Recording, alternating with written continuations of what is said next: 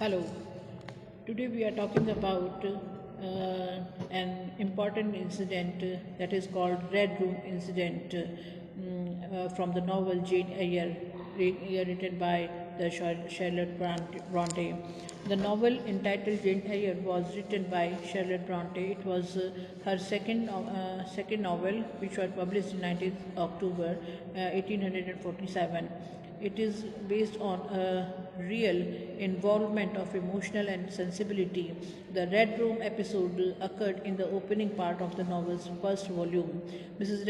Reed lived at Thornfield Hall. She was Jane's maternal aunt, so was entrusted by her husband for foster Jane and as one of our own children. But since the beginning of the story, it is noticed that she and her children alienated her from their company and treated almost as an intruder.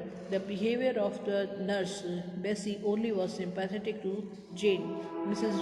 Reed's children, Eliza, Joan, and Georgia, used a gather around their mother in the drawing room, and they looked perfectly happy. Jane was not allowed to join their company. There she was kept a distance. She was excluded more from privileges by Mrs. Reed when she learned that Jane was trying to be more sociable and more attractive. Jane was advised, until you can speak pleasantly, remain silent. She started reading Bewick's History of Birds. There was a description of a churchyard and find which was an object of terror. Each picture in book was like a mysterious story. She was happy in her own way by reading the book. Then there was an interruption. John Reed was busy trying to find out Jane, who had hidden herself behind the curtain in the window seat. That she trembled at the idea that John might drag her out. When she went to John's chair, first she tested her that then she dreaded a blow. Suddenly he struck Jane and called her rat. So he forbade her to read their books. She was dependent on them. Jane had a book in her hand. He snatched and threw it at her head. It causes a cut and bleeding started. It was beyond tolerance for Jane. She called him wicked and cruel boy. He would report to his mother that she had abused him. Jane saw in him a tyrant, a murderer. That she tried to her hand on him. Eliza and Georgia informed about Jane's misbehavior and mishandling with Joan. When Mrs. Reed approaches the scene, she ordered, "Take her away to the Red Room and lock her in there." Jane mutiny for the moment, resulting into the stage penalties for which she was mentally prepared. Mrs. Reed is to Miss Abbott to hold her arms. She is like mad cat.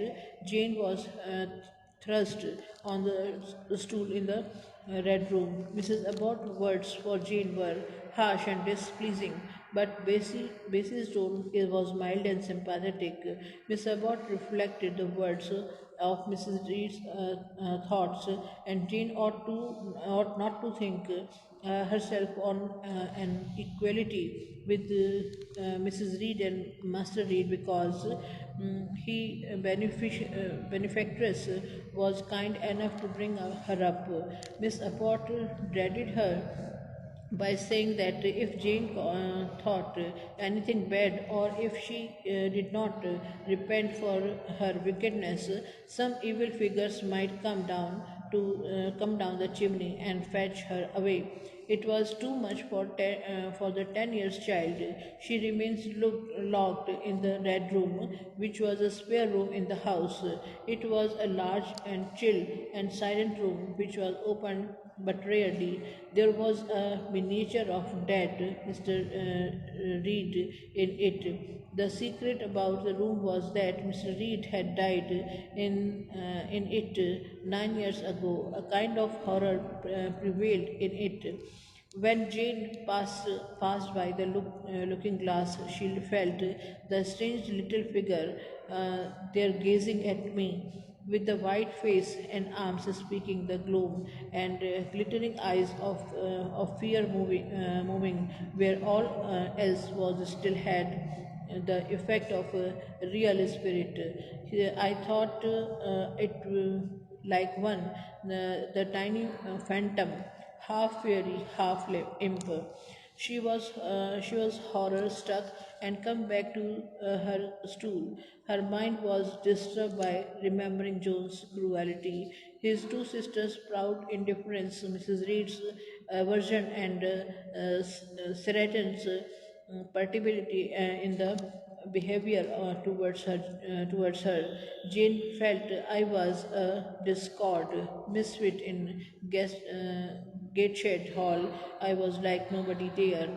She remembered the promise which which her uncle had sought from his wife and her total neglect of it. She remembered Mr. Reed and thought that if he would have been alive, she would have been treated kindly by him.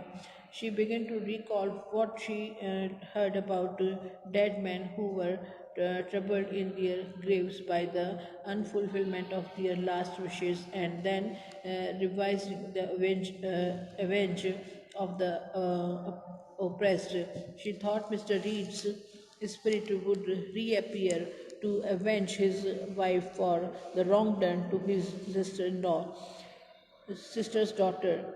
Jane wept and sobbed. Then she struck the off light gleam on the wall inside the room. Her mind filled with the horror, and her nerves were again agitated. She felt suffocated when the vision appeared closer to her. When she had been locked in the red room, she was prepared to fancy and face any horror, but now her endurance broke down. She made a loud and voluntary cry and shook a lock excitedly. When Bessie opened the door, Jane expressed, "Oh, I saw a light and I thought a ghost would come." Then, to which Miss Abbott reacted by saying, she has screamed out on purpose, deliberately, I know, for naughty tricks. Then Mrs. Reed reached there and asked why Jane was out of the red room.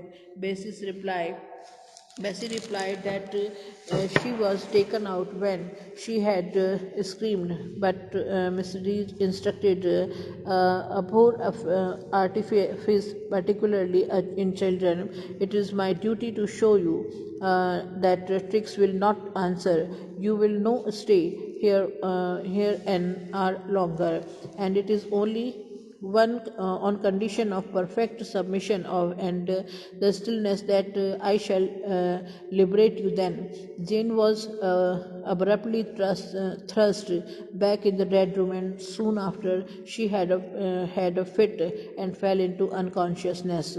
Later she woke up as if in nightmare. She was supported to sit and her head was rested. She felt that she was protected. Mr. Lloyd treated her. There was no much physical illness because of Red Room incident, but mentally she was broken down. Next day, she was physically weak, but had fearful pangs of mental suffering. She wept and was in wretched condition of the mind, which was unutterable for her. Thus, the Red Room experience proved unforgettable experience which gave her nerves a shock. It made her detest not only Mrs. Reed but her children and Gateshead Hall too. Thank you.